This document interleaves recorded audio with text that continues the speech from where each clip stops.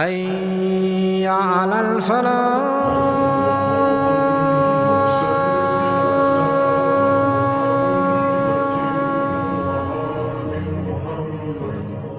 Last week we spoke about how Judaism entered the Arabian Peninsula. Now, starting where we left off, when Tabban As'ad died, the kingdom was passed on to his son, Hassan. So Hassan ibn Tabban As'ad became the new ruler of Yemen. And during the time of Hassan, the kingdom expanded greatly. Hassan became so powerful to the extent that it made him arrogant. He thought that nobody could touch him. He thought that he was so powerful that he could do whatever he wants. So this arrogance came into his heart, such to the extent he said, I will fight the Arabs and I will fight the non-Arabs and I will conquer all of their lands until I rule the whole earth. My goal is to become the king of the earth. So his cabinet ministers and his advisors, they were surprised at this. You know, this is a type of blind ambition that he had that really was not realistic at all. And his cabinet members and his advisors and his staff, they knew that this was not realistic. They knew that he had just become so blinded by his power and so overcome by his arrogance that he wasn't even making logical sense anymore.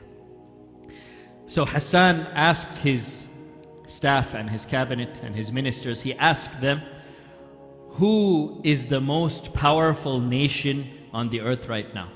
They replied him by saying they are the Persians, the Persian Empire right now. They are the most powerful nation on earth. Then he said, I'll start with them. We will fight them, we will take over their kingdom, and then we will continue on with our conquest of different lands around the earth. So we'll start with the Persians. So his cabinet ministers are listening to this speech and they're saying, this guy has really lost the plot. This guy has gone mad. How can he think that he can go and fight the Persians? Now, the Persian Empire at that time, it was the most powerful nation on earth. And these Yemeni ministers and advisors, they knew that they weren't powerful enough, that their army was not anywhere close to as powerful enough to be to fight with the Persians. That they were not at that level, and they knew that that was an impossible task. So they tried to reason with Hassan. They tried to say, this is ridiculous. There is no way that you'll be able to pull this off. Just forget about this, you know. We don't need to do this. But he was so overcome by his arrogance, he was so impressed with himself, that he wouldn't listen to anything that anyone had to say. They decided that they needed to put a stop to this. The ministers, they knew that he was going down a very dangerous path and that this path would be the destruction of Yemen. So they knew that they had to stop him somehow. So when reasoning failed, they thought of other means that they could use to stop him from carrying out this crazy plan of his. Now, one thing about Hassan is that he was also very, very paranoid. He was paranoid to the extent that he trusted no one. Even his closest advisors and his cabinet and his staff, none of them could enter his room except after being checked for weapons. And this is how deeply he distrusted everyone. But there was only one exception to this. There was only one person he trusted fully, and this person could come and see him anytime without being checked or anything. And that was his brother, his younger brother, Amar ibn Tabban As'ad. So Amar could come in and talk to his brother and discuss things with him, and the security protocol did not apply to him. So the ministers who wanted to stop Hassan from carrying out this plan of going and invading the Persian Empire, they saw this as an opportunity. They went to the majlis, or they went to the gathering of his brother, Amr, and they spoke to him.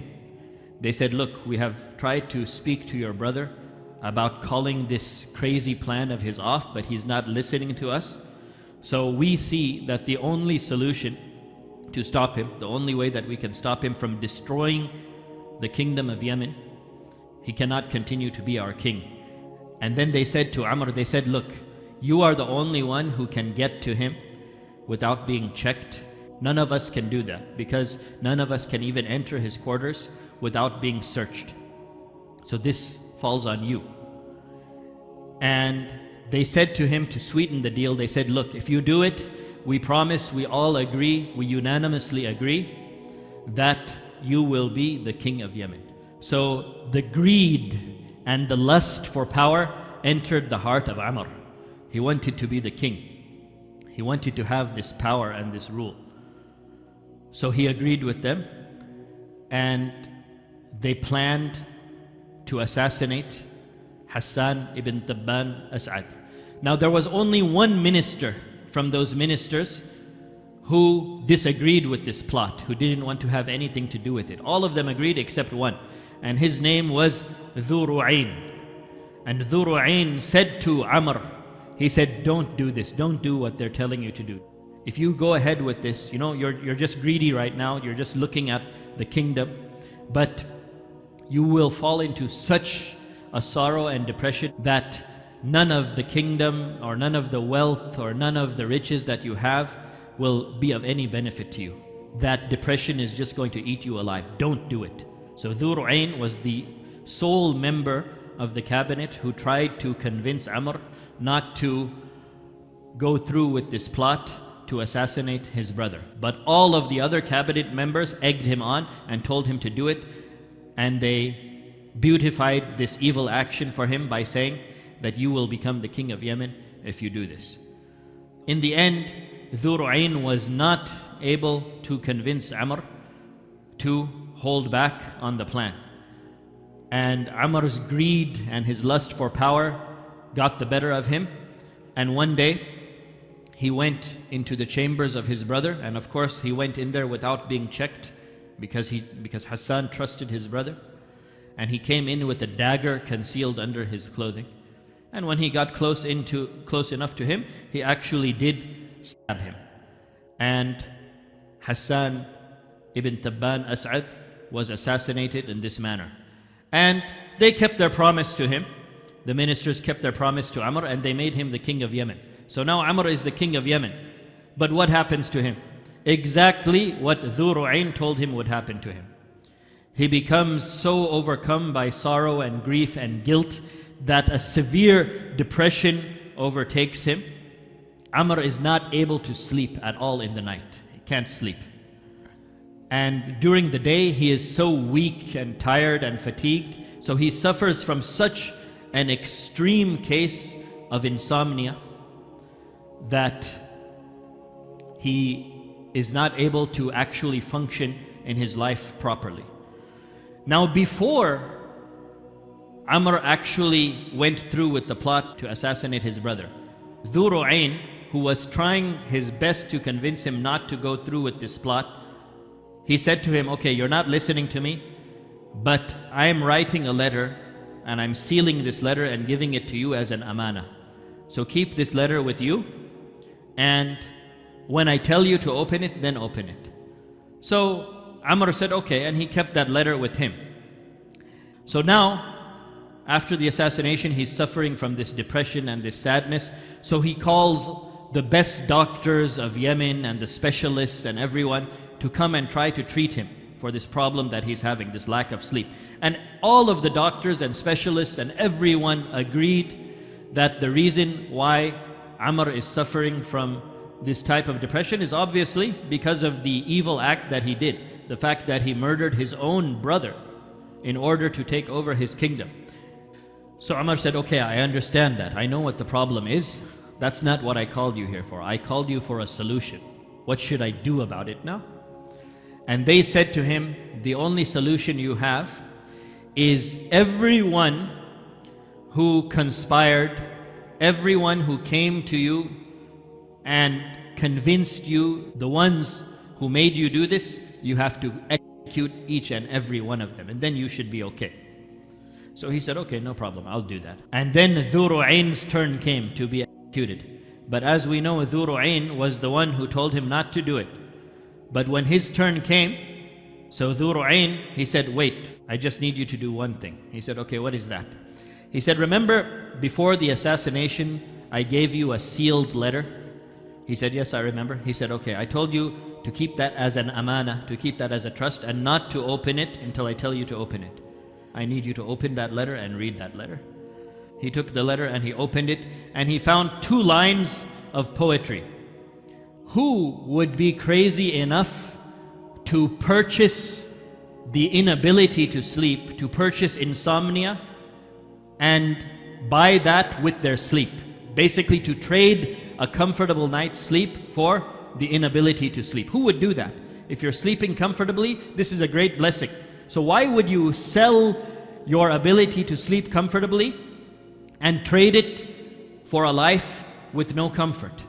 The happy person is the person who is able to sleep comfortably. It doesn't matter how rich you are, it doesn't matter how powerful you are. If you're not able to even sleep in the night, you'll never be happy.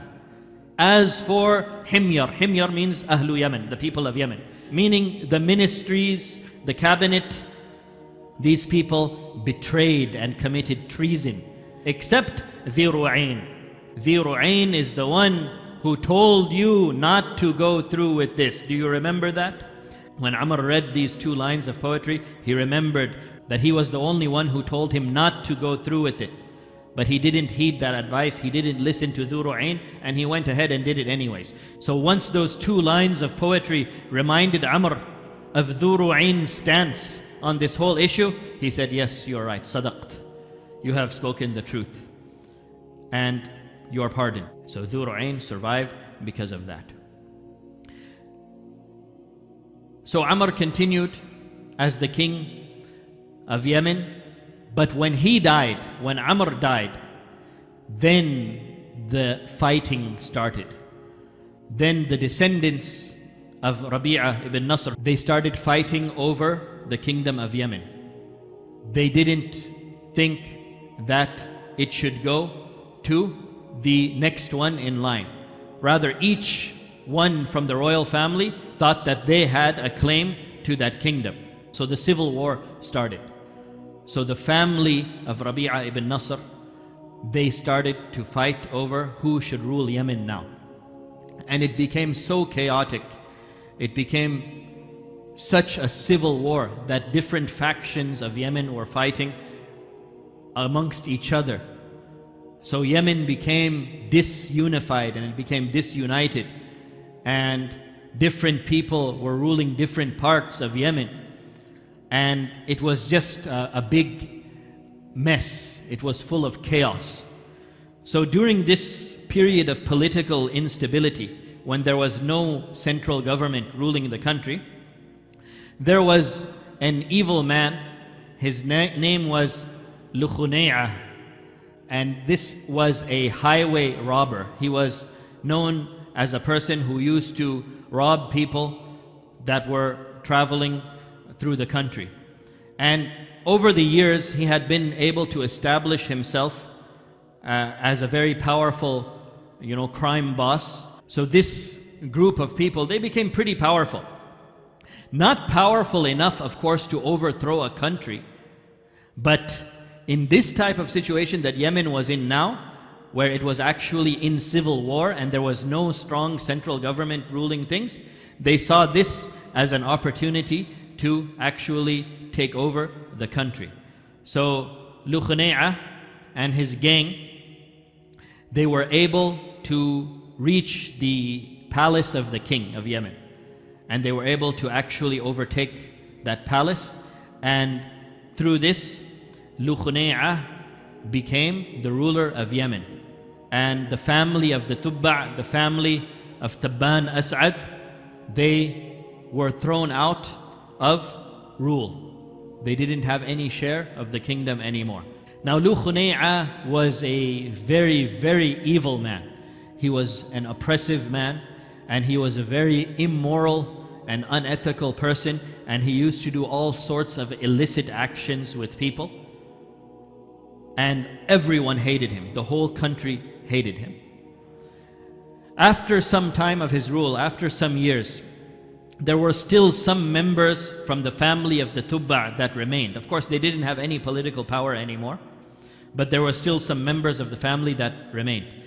And one of the members of the family, He was from the descendants of Tabban As'ad. His name was Dhu Nuwas. And Dhu Nuwas was able to penetrate through the kingdom or through the palace with a weapon, and he was actually able to stab Lukhunay'ah with this dagger.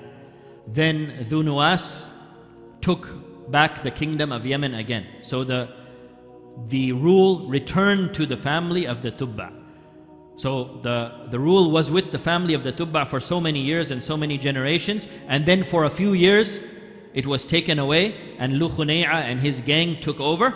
But then after some time, Dhu Nuwas, who was from the family of the Tubba, and get the rule of Yemen back to his family. So the rule of Yemen returned to the family of the Tubba. And Dhu Nuwas was the new king. Now during the rule of Dhu Nuwas, there was an incident that happened in Najran.